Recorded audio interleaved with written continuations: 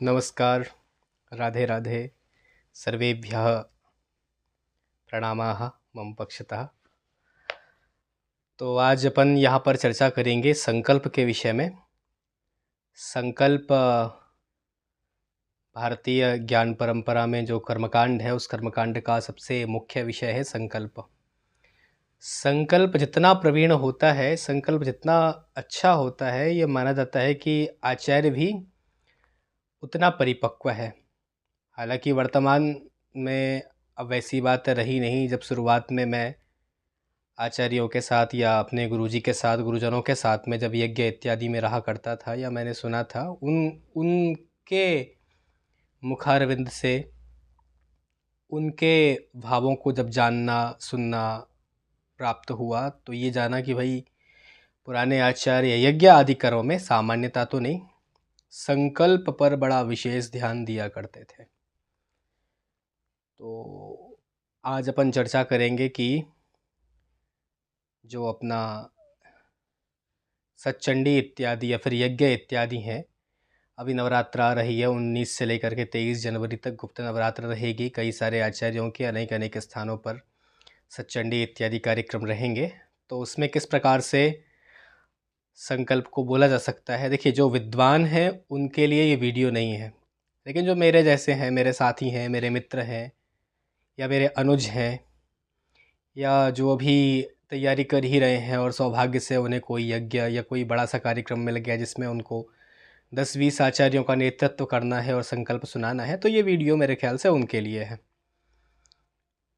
अब सामान्यतया संकल्प में क्या होता है, हम शुरू करते हैं। उससे पूर्व की जो भी अपनी भूमिकाएं हैं वो सारी संपन्न करके हम यजमान के हाथ में जल, कुछ थोड़ा सा द्रव्य, अक्षत, पुष्प और भी दूर्वा इत्यादि हम यजमान के हाथ में प्रदान करते हैं और उसके बाद में संकल्प पढ़ना शुरू करते हैं। तो अगर सतचंडी इत्यादि कोई अनुष्ठान है तो उसके लिए यहाँ पर दुर्गा सप्तशती, ये गीता प्रेस गोरखपुर से प्राप्त दुर्गा सप्तशती है। इसके अगर अपन देखें पेज नंबर 14 पर संकल्प दिया गया है दुर्गा सप्तशती का।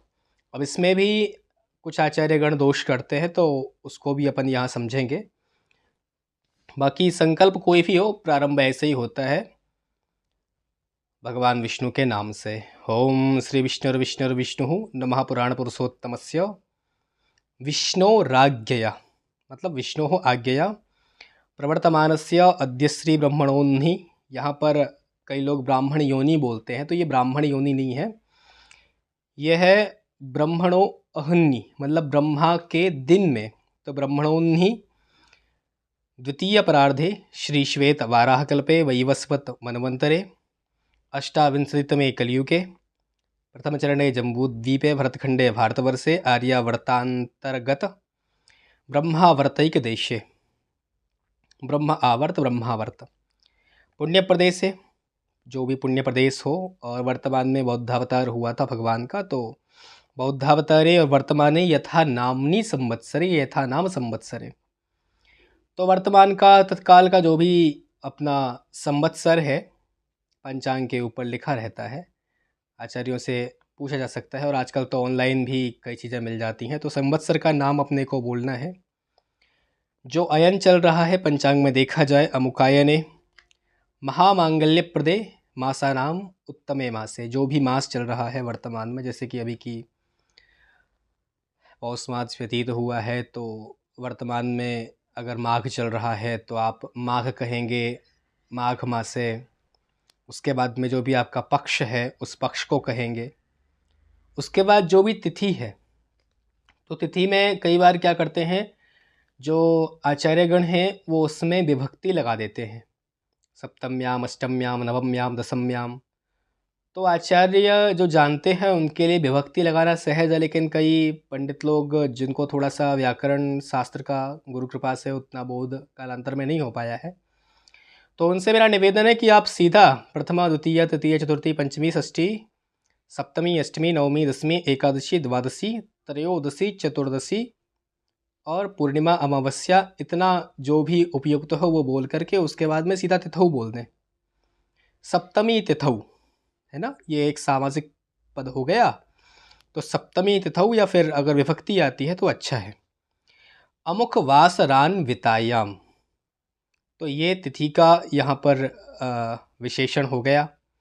तो जैसे कि मान लीजिए कि सोमवार है तो सोमवासरान वितायाम, या सोमवासरे भी आप कह सकते हैं। नक्षत्र उस दिन का जो भी हो, अमुक नक्षत्रे, अमुक मतलब वहाँ पर आपको नक्षत्र जोड़ना है। मान लीजिए कि मैं पुष्य बोलता हूँ तो पुष्य नक्षत्रे। अब पंचांग से ये थोड़ा सा देख लिया जाए कि कहाँ पर सूर्य है, कहाँ पर चंद्रमा है। अब आचार्यों का संग करेंगे तो बता देंगे पंचांग में कहाँ कैसे देखा जाता है। तो वही अमुक राशि स्थित श्री सूर्य, अमुक राशि स्थित श्री चंद्रे। जैसे मान लीजिए कि मेष का या मीन का सूर्य है, कर्क का सूर्य है, तो कर्क राशि स्थित श्री सूर्य, कर्क राशि स्थित श्री चंद्रे। और यहाँ पर इस किताब में एक बड़ी अच्छी चीज़ दी गई है जिसे हम नज़रअंदाज कर देते हैं। तो हमें ये बोलना चाहिए कि चंद्र, भौम, बुध, गुरु, शुक्र, शनि, सु, इन सब की अपनी अपनी जो भी राशियाँ हैं वो हम बोल सकते हैं, बोलना चाहिए। कहाँ पर देवराज गुरु की स्थिति है, कहाँ पर शनि किस राशि पर है, तो ये सब थोड़ा सा जान करके जब हम संकल्प बोलेंगे तो यजमान को भी अच्छा लगेगा, और आपके साथ में अगर कोई विद्वान आचार्य बैठे हैं तो उनके लिए भी अच्छा लगेगा। अब यहाँ पर देखिए, अमुक राशि स्थित श्री सूर्य चंद्रे शेषे सुगृहेषु यथा यथा राशिस्थान तत्सु एवं ग्रहगुणगण विशेषेण विशिष्टायाम शुभपुण्य तिथौ। ये सारे के सारे तिथि के उदाहरण हैं, उदाहरण कह रहा हूँ, विशेषण है, ठीक है। अब इसके बाद में यजमान का नाम गोत्र जहाँ पर लिया जाता है तो ब्राह्मण वहाँ पर गलती कर देते हैं कि वो अपना नाम गोत्र और अमुक नाम यजमानो हम इस तरीके से बोल देते हैं। तो ये थोड़ा सा ध्यान देने वाली बात है। अगर अपन इसी के हिसाब से चलें तो आगे यहाँ पर लिखा है सकल शास्त्र श्रुतिस्मृति पुराणोक्त पुण्यफल प्राप्ति कामः, एक वचन है, अमुक गोत्रोत्पन्नः। अब यहाँ पर यजमान के गोत्र को बोलना है। जैसे कि मान लीजिए कि मैं अपना गोत्र बोलता हूँ वशिष्ठ गोत्रोत्पन्नः, है ना। अब ये तो उस व्यक्ति के लिए हो गया जो स्वयं अपने लिए बोल रहा हो। अगर आपको यजमान के लिए बोलना है तो आपको यहाँ पर षष्ठी विभक्ति का प्रयोग करना चाहिए। जैसे कि अमुक गोत्रोत्पन्नस्य, वशिष्ठ गोत्रोत्पन्नस्य, मान लीजिए कि मैं ही आचार्य हूँ और समान नाम गोत्र वाले व्यक्ति के लिए मुझे बोलना है, तो अमुक गोत्रोत्पन्नस्य, वशिष्ठ गोत्रोत्पन्नस्य। अब यहाँ पर अहम लिखा है तो ये अहम उसके लिए है, यजमान के लिए, सबके लिए नहीं। अगर आप स्वयं कर रहे हैं तो अपने आप के लिए आप अहम बोल सकते हैं, या फिर आप ऐसा बोलेंगे वशिष्ठ गोत्रोत्पन्नस्य रोहित पारासर शर्मणः कल्याणार्थे, है ना, षष्ठी विभक्ति का प्रयोग कर दिया। और तस्यैव यजमानस्य, उसी यजमान के सुपुत्र स्त्री बांधवस्य, सुपुत्र स्त्री और बंधुओं के श्री नवदुर्गा अनुग्रह, तो श्री नवदुर्गा के अनुग्रह से, अगर नवचंडी है सतचंडी है तो आप कह सकते हैं श्री सतचंडी, श्री नवदुर्गा सतचंडी स्वरूपिणी दुर्गा या अनुग्रहता, या फिर थोड़ा सा ऐसे ही कह सकते हैं नवदुर्गा अनुग्रहता। अब यहाँ पर जो बहुत अच्छी चीज़ दी गई है वो ये है कि संकल्प को अगर आपको बढ़ाना है तो इनका प्रयोग कर सकते हैं। ग्रहकृत, राजकृत, सर्वविध, ग्रहकृत, राजकृत, सर्वकृत भी कर लीजिए, सभी के द्वारा किया हुआ। ग्रहकृत, राजकृत, सर्वकृत, सर्वविध पीड़ा निवृत्ति पूर्वकम। अब यहाँ पर एक बात ध्यान देने वाली है कि संस्कृत में ड़ा नहीं होता, लोग पीड़ा बोलते हैं, पीड़ा नहीं होता, संस्कृत में होता है पीड़ा। व्याकरण शास्त्र का मतलब ये नियम है, जिस भी डा हो गया, ढा हो गया, इनके नीचे जैसे कि सड़क और सड़क, तो अगर संस्कृत में हम बोलेंगे तो हमें सड़क बोलना पड़ेगा, सड़क नहीं कहेंगे हम। तो वैसे ही पीड़ा है, पीड़ा नहीं है। सर्वविध पीड़ा निवृत्ति पूर्वकम नैरुज्य दीर्घायु पुष्टि धनधान्य समृद्ध्यर्थम श्री नवदुर्गा प्रसादेन सर्वापन निवृत्ति सर्वाभीष्ट फलावाप्त्यर्थ धर्म अर्थ काम अलग अलग कर सकते हैं, एक साथ बोल सकते हैं। धर्मार्थ काम मोक्ष चतुर्विध पुरुषार्थ सिद्धि द्वारा श्री महाकाली महालक्ष्मी महासरस्वती देवतायाः देवता प्रीत्यर्थम देवतायाः कृपा प्रसाद प्राप्त्यर्थम सापोद्धार पुरस्सरम। अगर आप दुर्गा सप्तशती से हवन इत्यादि करवा रहे हैं या फिर पाठ कर रहे हैं तो सापोद्धार पुरस्सरम, कवचार्गला कीलक पाठ, वेद तंत्रोक्त रात्रिशोक्त पाठ, देव्याथर्वशीर्ष पाठ, पाठ न्यास विधि सहित नवारण जप, सप्तशती न्यास ध्यान सहित चरित्र संबंधी विनियोगन्यास पूर्वकम। अब यहाँ पर आपको विशेषता बतानी है कि कहाँ से कहाँ तक। तो मार्कंडेय उवाच यहाँ से शुरू करके सावर्णे सूर्यतनयो यो मनु कथयतेष्टमः इत्याद्यारभ्य यहाँ से प्रारंभ करके सावर्णर्भवता मनु इत्यंतम दुर्गा सप्तशती पाठम, तदंते न्यास विधि सहित नवार्ण मंत्र जपम। ये भी ठीक है। अगले वाली पंक्ति जो कि हम कई लोग करते हैं, जो करते हैं उनके लिए तो कोई बात नहीं, जो नहीं करते हैं वे भी बोल जाते हैं। और जब संकल्प दूषित होता है तो फिर सारा काम बिगड़ जाता है। तो वेद तंत्रोक्त देवी सूक्त, इसमें से जिसका भी आप पाठ करते हो आपको वो बोलना है। अगर आप किसी का पाठ नहीं करते हैं तो आपको वो नहीं बोलना है उत्तर में। तो वेदोक्त जो रात्रि सूक्त है, देवी सूक्त है, अगर आप उसका पाठ करते हो तभी आपको बोलना है, नहीं तो नहीं बोलना है। या फिर आप सीधा ऐसा कहें, जो कि आचार्यगण सामान्यतः मैंने देखा है, समस्त स्थानों के आचार्यगण जो करते हैं कि दुर्गा सप्तशती का पाठ किया, उसके बाद में न्यास किया, और न्यास करने के पश्चात क्या करते हैं, सीधा रहस्यत्रय पढ़ते हैं और उसके बाद में कुंजिका का पाठ करके पाठ को विश्राम दे देते हैं। तो फिर आपको बोलना भी वही है, दुर्गा सप्तशती पाठम तदंते न्यास विधि सहित नवार्ण मंत्र जपम, और इसके बाद में सीधा बोल दीजिए रहस्यत्रय पठनम, कुंजिकादि स्तोत्र पठनम, क्षमा प्रार्थनादिकम चाहम करिष्ये। ये तो हो गया पाठ के लिए। और अगर आपको इसका होम करना है तो बीच की सारी प्रक्रियाएं, शुरू की सारी प्रक्रियाएं वैसे ही उनका अनुसरण करते हुए आप कहेंगे कि सावर्ण ही सूर्यतनयो यो मनु कथयतेष्टमा इत्याद्यारभ्य सावर्ण रभता मनु इत्यंतम दुर्गा सप्तशती पाठेन तिल, क्योंकि हम तिल की आहुति देते हैं, तिल आज्य मतलब घी, तंडुल मिश्रित द्रव्येण होम कर्म अहम करिष्ये। तो मैं जो होम कर्म है वो कर रहा हूँ। अब इतना तो सबको पता है।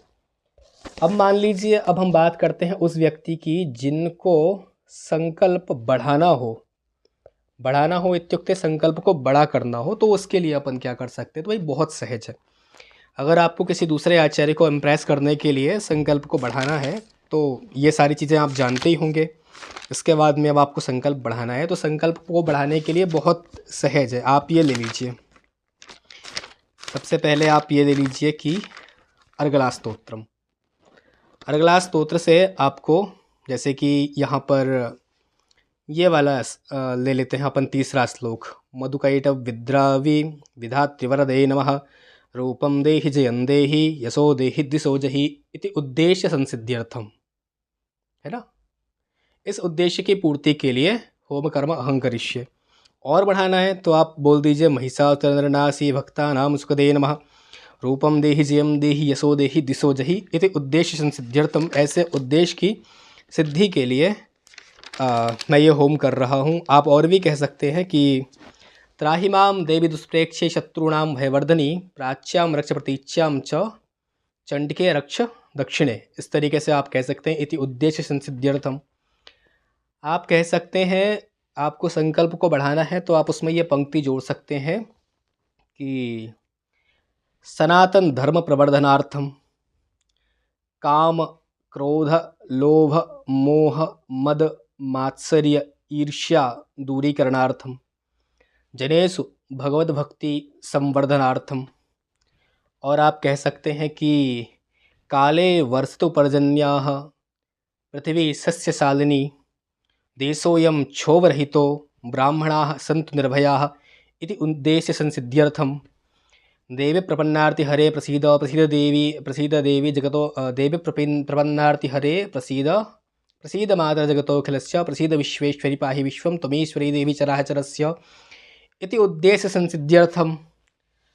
और भी हम जो भी इस प्रकार से है कि जैसे कि सर्वाबाधा प्रसन्नं त्रैलोक्यस्याखिलेश्वरी एवमेव त्वया कार्यम अस्मद्वैरिविनाशनम इति उद्देश्य संसिद्ध्यर्थम। और आप कह सकते हैं ब्राह्मणानां क्षत्रियाणां वैश्याणां शूद्राणां सर्वेषां मानसिक स्थिति संवर्धनार्थम।